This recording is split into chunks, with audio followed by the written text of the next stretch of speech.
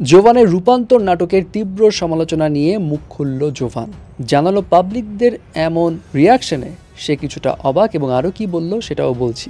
এই তো 15 এপ্রিল ইউটিউবে জোভানের অভিনীত নাটক রূপান্তর রিলিজ পায়। যেই জোভানের নাটক দেখার জন্য শত শত লাখ লাখ ভক্তরা মুখিয়ে থাকে, সেই জোভানের নাটক রূপান্তর নিয়ে তীব্র সমালোচনা হয় রিলিজের পরপরই। এবং সমালোচনার কারণ কি? সমালোচনার কারণ হচ্ছে দর্শকদের অভিযোগ এই রূপান্তর নাটকে রূপান্তরিত নারী কিংবা রূপান্তরিত পুরুষের যে মতবাদটা রয়েছে সেইটা প্রচার করা হচ্ছে, যেটা অনেকেই মেনে নিতে পারছে না।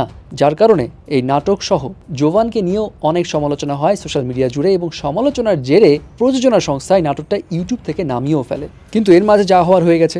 জোভানকে নিয়ে চারদিকে এমন সব কটূক্তি ছড়াচ্ছে, কেউ বলছে তাকে বয়কট করতে, কেউ বলছে তাকে ওপেনলি মাফ চাইতে হবে, কেউ কেউ বলছে তাকে তবা করতে হবে, নানা রকম কথাবার্তা। এবং এর মাঝে আবার এই নাটকে ওয়ালটন ফ্রিজের অ্যাড দেখানো হয়। সো ওয়ালটনকে নিয়েও অনেক সমালোচনা হয়, কিন্তু ওয়ালটন জানিয়েছে তাদের কোনো হাত নেই, তারা জানেই না, সব বিজ্ঞাপনী সংস্থার দোষ, এবং বিজ্ঞাপনী সংস্থার বিরুদ্ধে আইনি নোটিশ পাঠিয়েছে, ইনফ্যাক্ট চুক্তিও বাতিল করেছে। সো এই যে তীব্র সমালোচনা এবং এই যে যা কিছু ঘটছে, এর মাঝে ক্ষতিগ্রস্ত জোভানই যাওয়ার হয়েছে, কারণ জোভানের অন্যান্য কাজেও সমালোচনার প্রভাব পড়েছে এই ঘটনাকে কেন্দ্র করে।